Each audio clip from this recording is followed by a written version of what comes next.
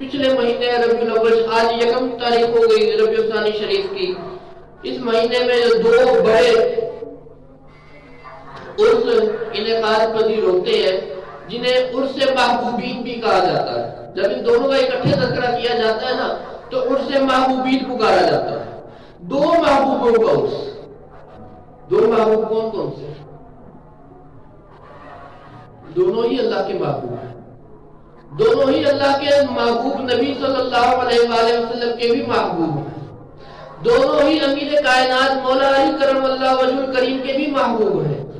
امام حسن امام حسین رضوان اللہ علیہ مجمعین کے دونوں ہی محبوب ہیں، دونوں ہی سیدہ کائنات حضرت فاطمہ الزہرا سلام اللہ علیہ کے گھر کی نوکری کرتے ہوئے نظر آتے ہیں۔ پہلی شخصیت، پہلی ذات اقدس، محبوب سبحانی، شہباز لامکانی، پیران پیر حضرت غوث اعظم دستگیر رضی اللہ تعالیٰ عنہ، حضرت شیخ عبد القادر جیلانی رحمۃ اللہ علیہ۔ پہلا عرس پاک آپ کا منعقد ہوتا ہے خاص طور پہ ربیع الثانی شریف کے مہینے میں، اور دوسرا عرس محبوب الہی سلطان المشائخ زری زر بخش حضرت سیدنا محمد نظام الدین اولیاء رضی اللہ تعالیٰ عنہ کا عرس پاک ہے۔ یہ دونوں عرس پاک اس مہینے میں منعقد ہوتے ہیں۔ اصولی طور پہ بنتا تو میرا یہی تھا کہ میں انہی دونوں شخصیات میں سے کسی ایک شخصیت کا چناؤ کرتا اور ان کا ذکر خیر کر کے اپنے سینے کو منور کرتا، لیکن میں نے سوچا کہ ربیع الاول شریف کے مہینے میں ایک تذکرہ جو خاص طور پہ ہونا چاہیے، لیکن کریم آقا صلی اللہ علیہ وآلہ وسلم کی شان بیان کرتے ہوئے وہ تذکرہ نہیں ہوتا۔ اور یہ یقیناً اگر یہ نیت رکھی جائے کہ میں محبوب کریم صلی اللہ علیہ وآلہ وسلم کا تذکرہ کر رہا ہوں، حضور کے شان کمالات معجزات اور صاف بیان کر رہا ہوں، اے اللہ حضور کا ذکر خیر کرنے سے جتنا بھی مجھے فائدہ ہوگا، جتنی بھی مجھ پر رحمتیں برکتیں ہوں گی، اگر آپ بڑا چاہے یہ نیت رکھے تو اللہ کریم میں نے جو بھی رحمتیں برکتیں تو مجھے عطا فرمائے گا، یہ میں نے فلاں کو پیش کیا، فلاں کو احسان کرتا ہوں، اے اللہ میری طرف سے اس کی خدمت میں پیش کرتے ہیں۔ بندہ حضور کا ذکر خیر جو بھی کرتا ہے وہ کسی اور کو بھی احسان ثواب کر سکتا ہے۔ میں نے ربیع الاول شریف کے مہینے میں جتنے بھی جمعے کیے اسی نیت سے کیے۔ 12 ربیع الاول سے پہلے کے جمعے اس نیت سے تھے کہ حضور اکرم صلی اللہ علیہ وآلہ وسلم کی شان اقدس بتائی جائے۔ 12 ربیع الاول کے بعد والے 2 جمعے جو کیے وہ اس نیت سے کیے کہ محبوب کریم صلی اللہ علیہ وآلہ وسلم کا ذکر خیر کرنے سے اللہ تعالیٰ فلاں بزرگ کے درجات کو بلندی عطا فرمائے۔ بزرگ جن کا ذکر خیر کرنا، میں سمجھتا ہوں آج خصوصی طور پہ ان کا ذکر خیر ضرور ہونا چاہیے، خاص طور پہ جو لوگ کسی سلسلے سے کسی نسبت سے تعلق رکھتے ہیں، اور خاص طور پر وہ لوگ جو چشتیہ نسبت سے تعلق رکھتے ہیں، جو اپنے آپ کو چشتی کہلاتے ہیں، وہ اس ذکر کو ضرور انہیں یاد رکھنا چاہیے۔ یہ نام ایسا نام ہے کہ جو نبی اکرم صلی اللہ علیہ وآلہ وسلم کو بھی نہایت محبوب ہے۔ حضور غوث اعظم دستگیر رضی اللہ تعالیٰ عنہ کو بھی محبوب ہے، حضرت نظام الدین اولیاء محبوب الہی رحمت اللہ تعالیٰ علیہ کو بھی محبوب ہے۔ یہ نام سارے ہی اولیاء کاملین کو بڑا محبوب ہے۔ یہ وہ نام ہے کہ جن کے درود و سلام خود نبی اکرم صلی اللہ علیہ وآلہ وسلم سنا کرتے ہیں، اور جب اگر 1 دن 2 دن 3 دن ناغہ پڑھ گیا نا، روزانہ رات کو ان بزرگوں کی عادت تھی روزانہ رات کو بیٹھ کے نبی مکرم صلی اللہ علیہ وآلہ وسلم کی خدمت اقدس میں 3000 مرتبہ درود و سلام کا نذرانہ پیش کر دیں۔ نماز عشاء ادا کر لینی، کھانا تناول کر لیا، نماز عشاء ادا کر لی، اس کے بعد بستر پہ چلے گئے۔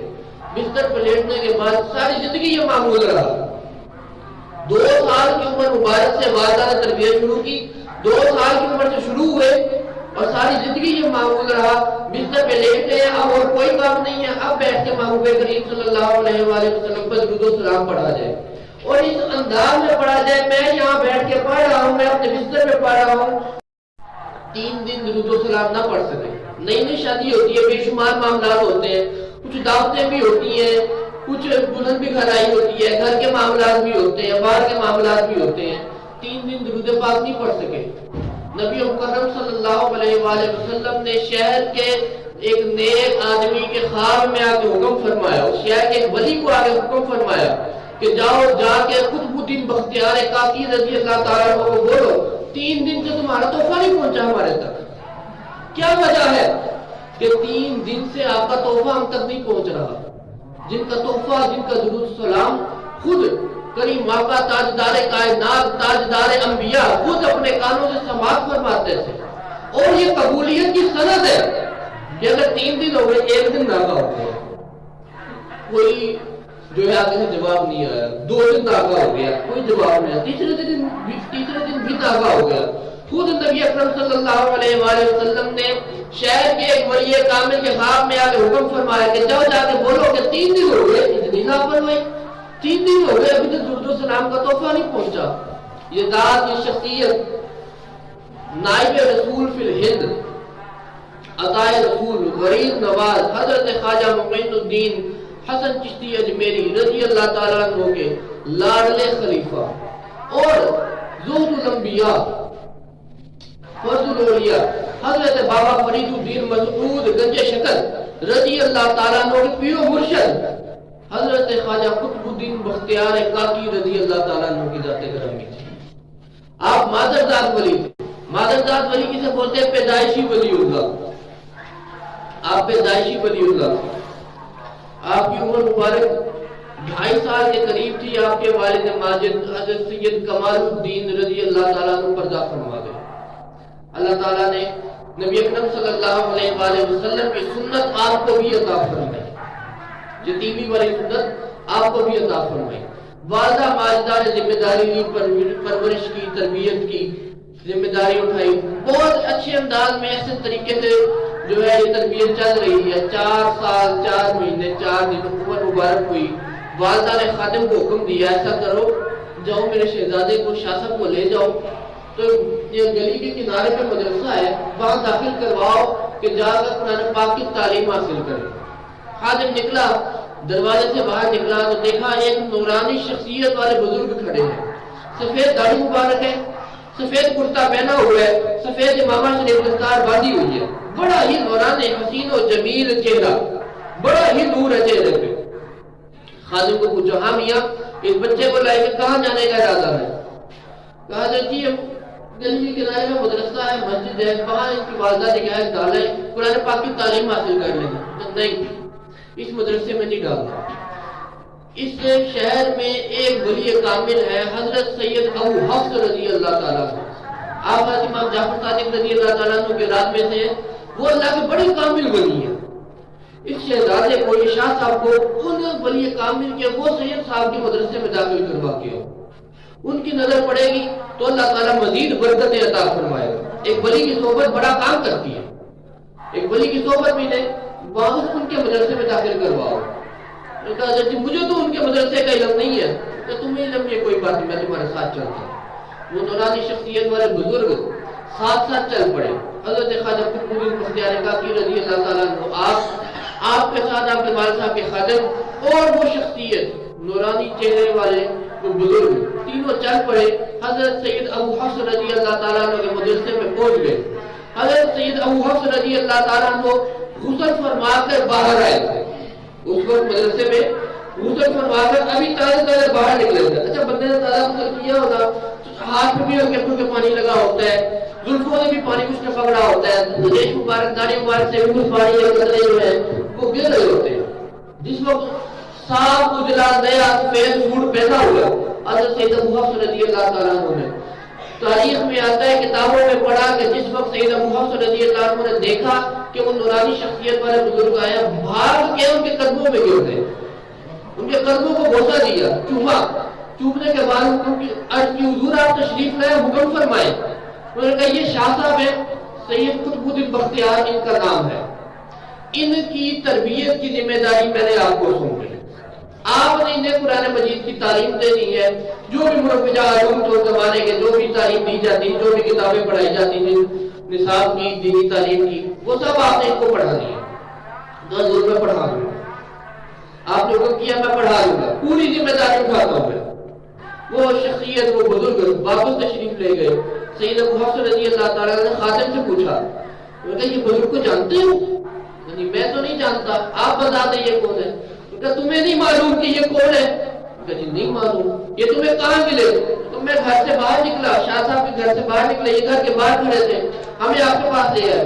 کہ یہ اللہ کے نبی حضرت خضر علیہ السلام تھے جو خواجہ قطب الدین بختیار کاکی رضی اللہ تعالیٰ عنہ کی تعلیم کی ذمہ داری مجھے سونپ کے گئے. تختی پکڑی. خواجہ قطب الدین بختیار کاکی رضی اللہ تعالیٰ عنہ نے پوچھا کبھی کچھ پڑھے؟ اکثر مدرسوں میں، اسکولوں میں، ٹیوشنوں میں جب بچے کو داخل کروایا جاتا ہے تو استاد پوچھتا ہے کہ گھر میں کچھ پڑھا، گھر والوں نے کچھ بتایا، علی باتا آتا ہے، کچھ آتا ہے تو بتاؤ. خواجہ قطب الدین بختیار کاکی رضی اللہ تعالیٰ عنہ کی عجیب میری والدہ پڑھتی تھی تو مجھے کچھ یاد ہے. ان کا اچھا سناؤ کتنا آتا ہے تمہیں؟ خواجہ قطب الدین بختیار کاکی رضی اللہ تعالیٰ نے سورہ فاتحہ سے شروع کیا، پہلے سپارے شروع کیا اور سورہ بنی اسرائیل تک مکمل سنا دیا. 15 سپارے سنا دیے. یہ کرامت غوث پاک رضی اللہ تعالیٰ عنہ کے ساتھ بھی ہے، لیکن غوث پاک رضی اللہ تعالیٰ عنہ نے 18 سپارے سنائے تھے، انہوں نے 15 سپارے سنائے. قاری صاحب نے، استاد صاحب نے، ولی کامل سید ابو حفص رضی اللہ عنہ پوچھا، انہوں نے کہا بیٹے تمہیں اتنے سپارے کہاں سے آئے؟ کتنے سال کے ہو؟ استاد جی 4-5 سال کا ہوں. تو تمہیں اتنے سپارے کہاں سے آئے؟ ان کا میں چھوٹا سا تھا، میری والدہ جو ہے روزانہ قرآن کی تلاوت کرتی تھی. والدہ بیٹی قرآن پڑھتی رہتی تھی، چکی چل رہی ہے قرآن پڑھی جا رہی ہے، کھانا پک رہا ہے قرآن پڑھا جا رہا ہے، صفائیاں ہو رہی ہے قرآن پڑھا جا رہا ہے، کپڑے دھل رہے ہیں قرآن پڑھا جا رہا ہے، لوڑی دی جا رہی ہے قرآن پڑھا جا رہا ہے. گھر کا ماحول جو قرآن کی محدود تھا، ہر وقت قرآن کی روشنی پھیلی ہوئی تھی گھر میں. آج یہ ہمارے گھروں میں بچے پنجابی کہاں سے سیکھتے ہیں؟ کیونکہ ہم بولتے ہیں. بچے گالیاں کہاں سے سیکھتے ہیں؟ کیونکہ ہمارے گھروں میں دی جاتی ہے. اگر ہمارے گھروں میں درود و سلام کی محفلیں سجنا شروع ہو جائے تو بچے درود و سلام کی عادی ہو جائیں گے. کوئی گھر کا ماحول ہی نہیں تھا. والدہ ہر وقت قرآن مجید کی تلاوت کرتی رہتی تھی. آپ نے استاد جی میری والدہ کو 15 سپارے زبانی یاد تھے، وہ انہیں کو دہراتی رہتی تھی. ان کو سن کے اللہ تعالیٰ نے مجھے بھی جو ہے یہ قوت عطا فرمائی، میں نے انہیں سن کے 15 سپارے حفظ کر لیے.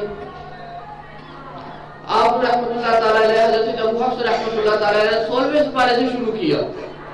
16ویں سپارے سے پڑھانا شروع کیا. اللہ تعالیٰ نے خواجہ قطب الدین بختیار کاکی رضی اللہ تعالیٰ عنہ کو وہ کمال حافظہ عطا فرمایا تھا کہ جتنے 15 سپارے آپ نے 4 سال میں حفظ کیے، ولی کامل کی نگاہ پڑی، صحبت میسر آئی، بقایا 15 سپارے اللہ تعالیٰ نے آپ کو ایسا کمال حافظہ عطا فرمایا، ایسا قدرت عطا فرمائی، یہ کرامت عطا فرمائی. اللہ تعالیٰ کے محبوب نبی صلی اللہ علیہ وآلہ وسلم کے موجزے کا ظہور ہوا. یہ قرآن حضور کا موجزہ ہے نا، یہ حضور پاک صلی اللہ علیہ وآلہ وسلم کے موجزے کا ظہور ہوا.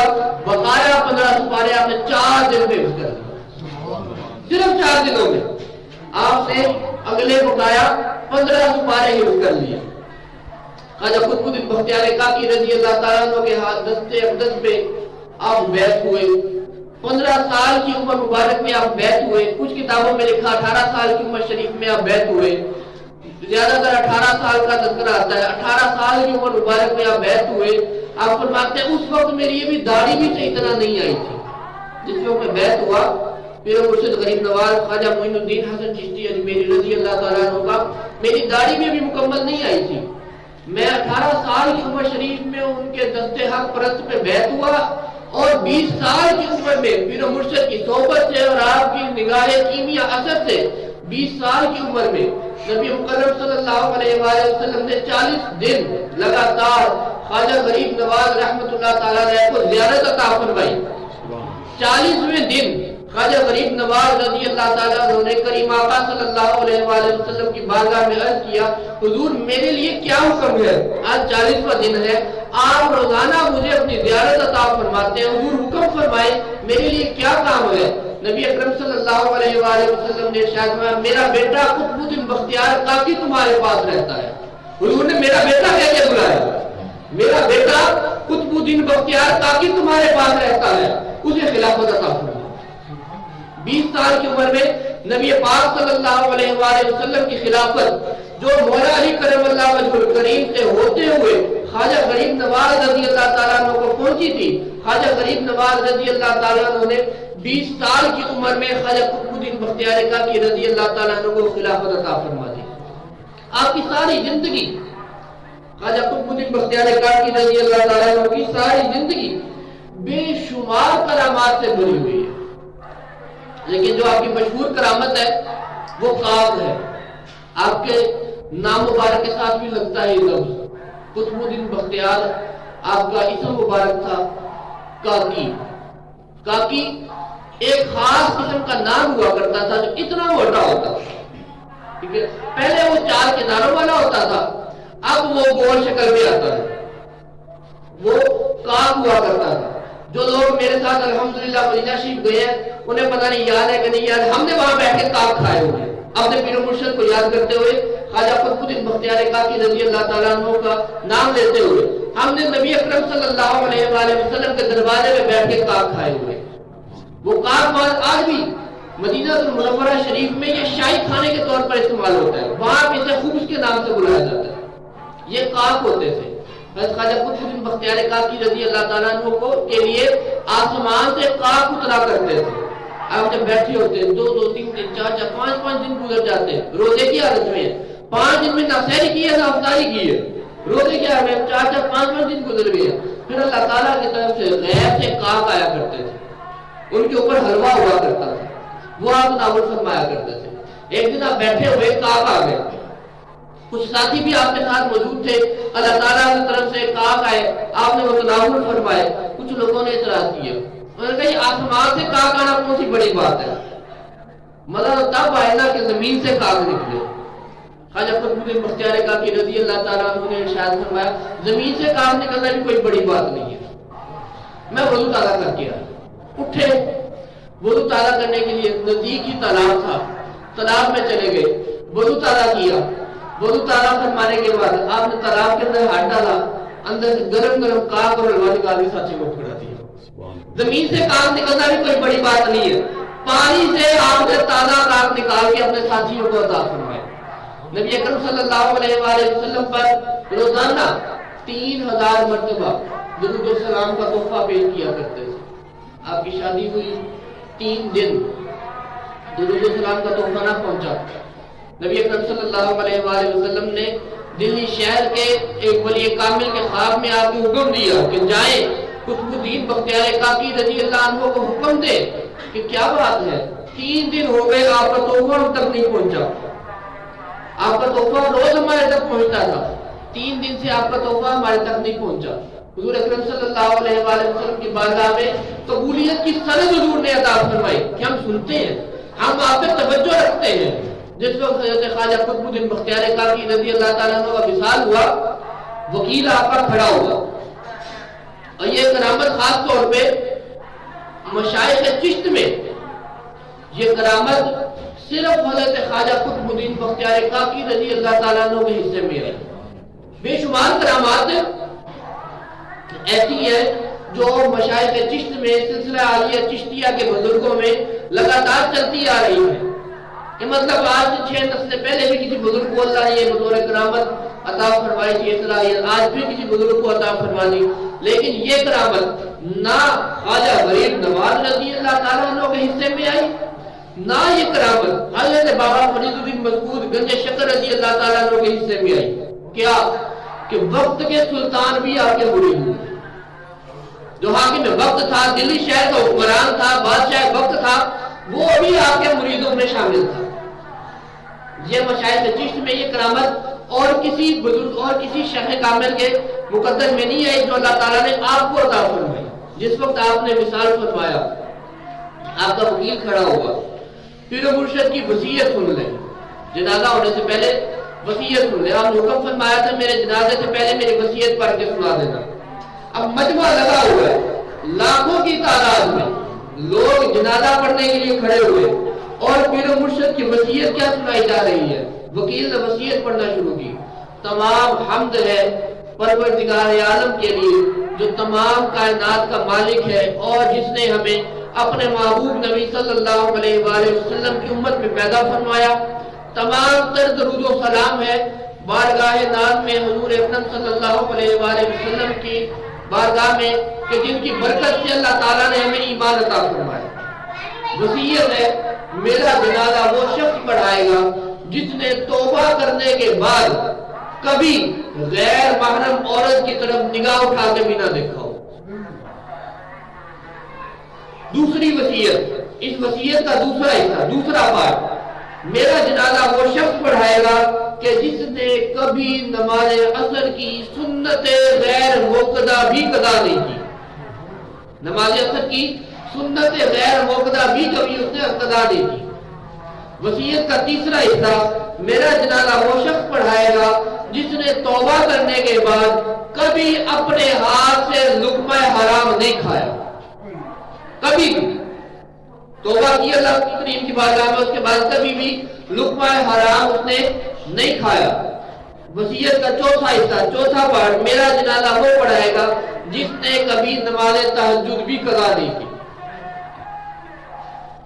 لاکھوں کی تعداد میں وہ لوگ بھی وہاں میں موجود ہیں کہ جن کی بڑی بڑی کرامتیں مشہور ہیں، اس مجمع میں موجود ہیں۔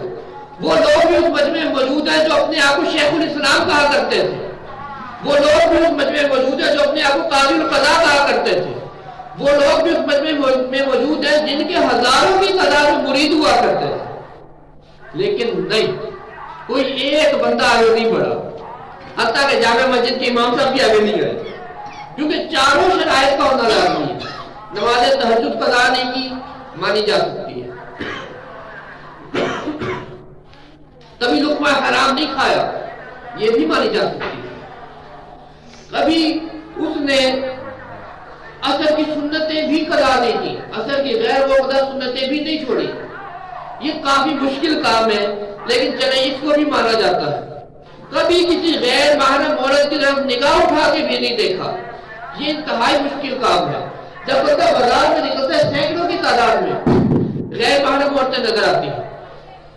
بازار تو شیطان کی جگہ ہے، شیطان اپنا تخت لگاتا ہے، اپنا جھنڈا صبح صبح آ کے بازار میں گاڑ دیتا ہے، جو یہ میری مملکت ہے، یہ میری سلطنت ہے۔ بازار میں بندہ نکلتا ہے، سینکڑوں کی تعداد میں نگاہ پڑ جاتی ہے، جانے انجانے میں نگاہ پڑ جاتی ہے۔ ساتویں صف سے ایک بندہ اٹھا، آگے آیا، آگے آگے پہلا جملہ جو اس نے بولا، جانے والے چلے گئے، پیچھے والوں کے راس پاش کر گئے۔ خواجہ قطب الدین بختیار کاکی رضی اللہ تعالیٰ عنہ کو پتا تھا میری صحبت میں بیٹھا ہے بندہ، میرا مرید ہے۔ جس وقت یہ بندہ آپ کا مرید ہوا تھا نا، لوگوں نے بڑی باتیں بھی کی تھی۔ بندہ آپ کا مرید ہوا، اس نے کہا حضور میں جاب کرتا ہوں، کیا جاب کرتا ہے بتاتا ہوں۔ اس نے کہا حضور میں جاب کرتا ہوں، میں جاب چھوڑنے لگا ہوں۔ آپ نے فرمایا نہیں، تو نے جاب نہیں چھوڑنی، جو تو نوکری کرتا ہے ملازمت کرتا ہے وہ تو نے نہیں چھوڑنی، بلکہ تو نوکری جاری رکھ، اپنی نوکری کرتے ہوئے دین اسلام کو پھیلا۔ اس نے کہا حضور میں آپ سے دور نہیں رہ سکتا۔ آپ نے اپنی خانقاہ اٹھائی اور اس کے گھر کے پاس لے گئے۔ اس کے گھر سے صرف 1 کلومیٹر کے فاصلے پہ آپ کا آستانہ شریف تھا۔ لوگوں نے بڑی باتیں کی، پیسے والا بندہ ہے، مال و دولت ہے، رتبہ ہے، عہدہ ہے، اس لیے حضرت صاحب اٹھ کے تو اس کے گھر کے پاس آ گئے، اپنا آستانہ بدل لیا اس کے لیے۔ لوگوں نے بڑی باتیں کی تھی، لیکن جس وقت آپ کا جنازہ پڑھا گیا نا، اس وقت پتا چلا کہ وہ بندہ کون تھا۔ وہ بندہ اس وقت کا سلطان، حاکم وقت، بادشاہ مملکت، سلطان شمس الدین التمش تھا۔